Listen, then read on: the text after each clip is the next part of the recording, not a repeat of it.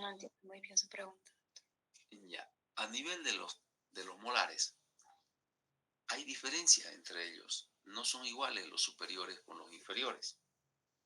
Por ejemplo, el tamaño de los molares. Los molares superiores son ligeramente más grandes que los inferiores, especialmente por la disposición de las raíces, ¿no?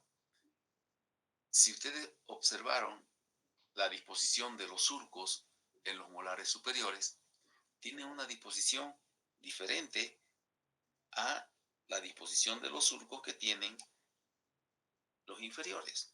Entonces, también ahí hay diferencias, ¿ya? En los inferiores, según Figo y Garino, ya hay una posición de los surcos de manera más regular, es decir, que uno va acomodando los surcos y van formando figuritas, como vieron la B, como vieron la cruz en los segundos molares. Son diferentes las alturas cuspídeas también, ¿no? En en los molares superiores, las cúspides mayores eh, eh, son diferentes a las inferiores, a las cúspides de los inferiores, ¿no? Si bien las cúspides mesiales son más grandes que las distales, ¿ya? Pero si ustedes se dan cuenta, las vestibulares en los inferiores son más pequeñas, las linguales son más grandes, son más altas, pero igual siguen manteniéndose las mesiales más grandes que las distales, ¿no? Por la convergencia de las caras libres hacia distal. En cambio, en los dientes superiores, en los molares superiores, ya, las cúspides vestibulares no son las más grandes, ¿no?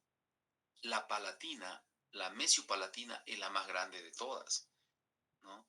Entonces, hay sus diferencias en el tamaño de las cúspides, ¿ya?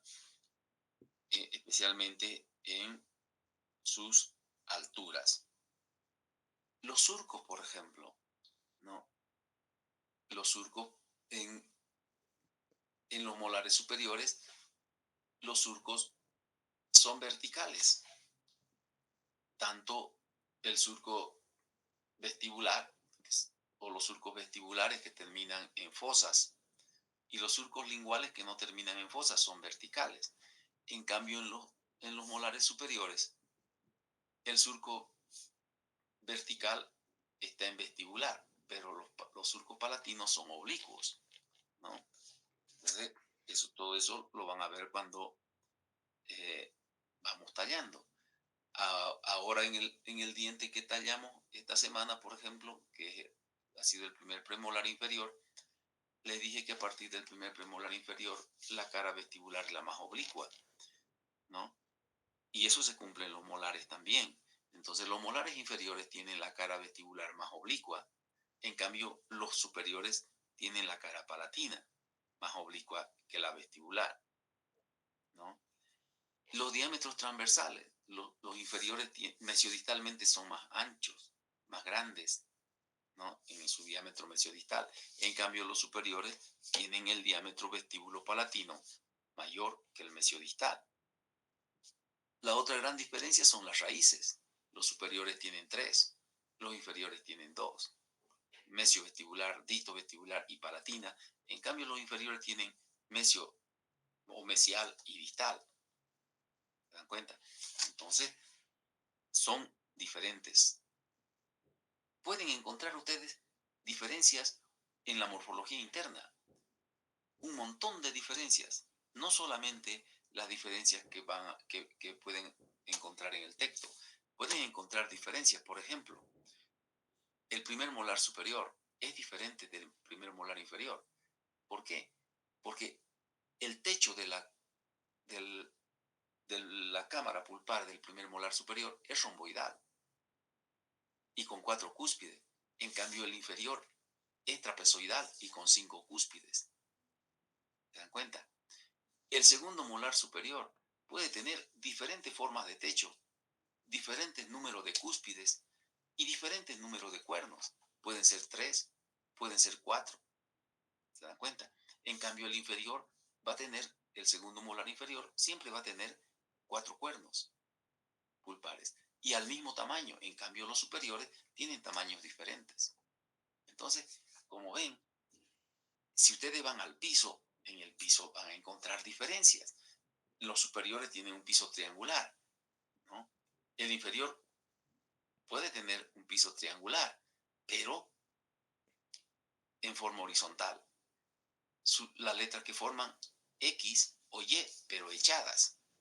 Los superiores forman X, o mejor dicho, Y, pero verticales, ¿no? Entonces, se dan cuenta ustedes que con el conocimiento que ustedes, que con las explicaciones que se les ha dado, ustedes pueden buscar más de 50 diferencias entre los molares, ¿ya? Así que los terceros molares se les ha dado, no pregunto en el examen de los terceros molares, excepto alguna vez eh, la calcificación de los 9 años, que erupciona entre 18 y 25 y termina de formarse entre los 20 y 27.